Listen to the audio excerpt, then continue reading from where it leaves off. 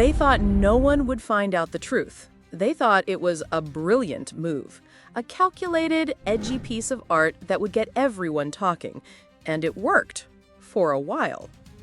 But what they didn't anticipate was the firestorm of backlash it would unleash, and how one pop star's shocking, defiant response would turn her own fans against her. This is the exclusive story of how Sabrina Carpenter's controversial attitude ignited a full-blown celebrity rebellion, leaving Hollywood and her own fan base in chaos. We've gone deep, unearthing every interview, every hidden detail, and every explosive moment of the social media war that changed everything we thought we knew about her. The controversy began with a single image that was meant to provoke, but instead it ignited a cultural firestorm. The now infamous cover of Sabrina Carpenter's Man's Best Friend, showing her on all fours while a man pulls her hair, was immediately labeled as demeaning and pandering to the male gaze by thousands of critics and commentators online. The internet was not merely divided, it was at war.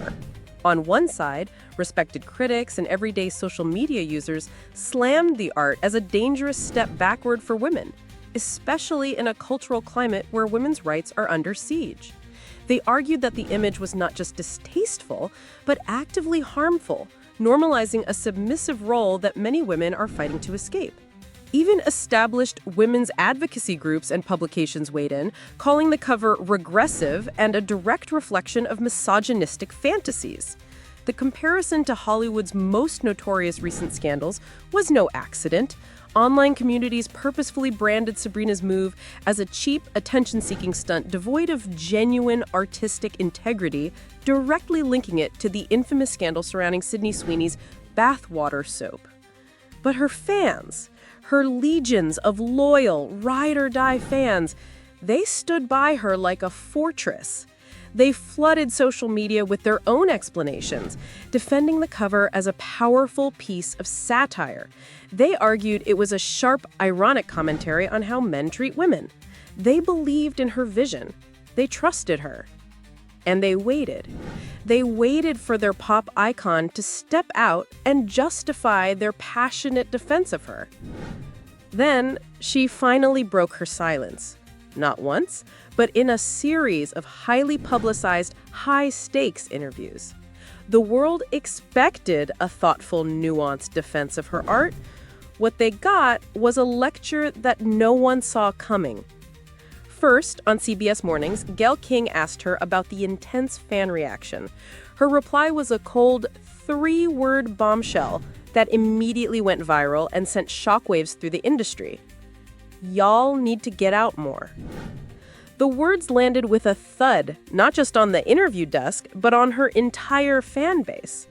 Here was a multi-millionaire pop star, a global celebrity, telling her audience, the very people who buy her albums and fill her arenas, that their deep-seated concerns were just a sign of being disconnected from reality. She didn't acknowledge their perspective or their pain, she dismissed it with a flick of her hand. But she didn't stop there. In another interview, she followed up with an even more dismissive comment, warning that her new album was not for the pearl clutchers. The message was crystal clear. If you had a problem with the cover, you were not her audience. It was a calculated risk that blew up spectacularly in her face.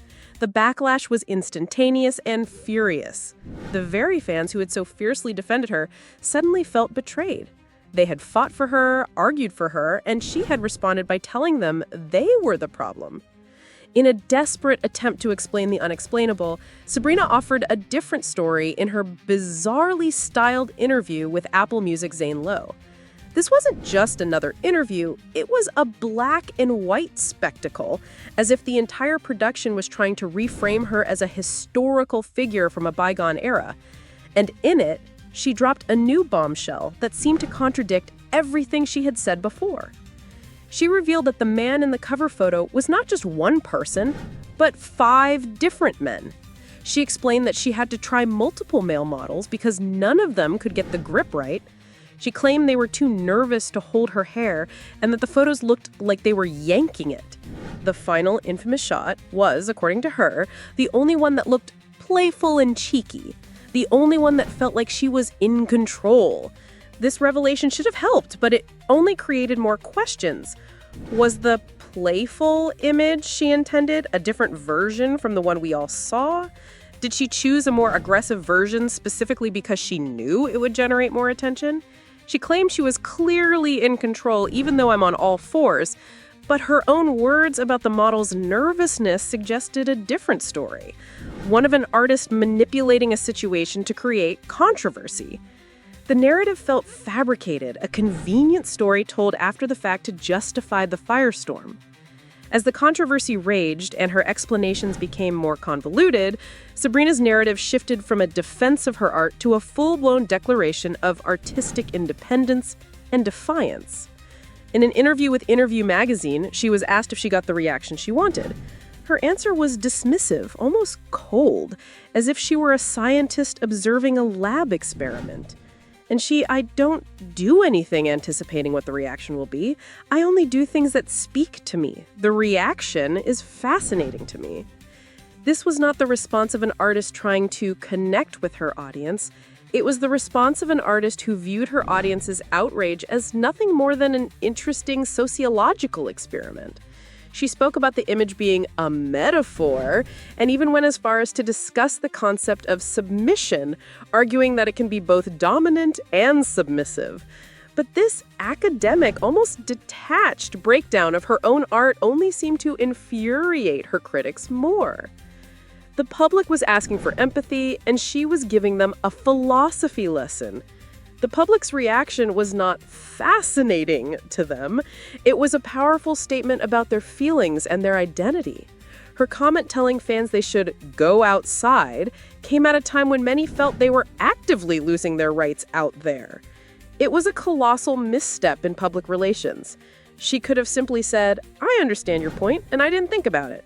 She could have shown an ounce of empathy.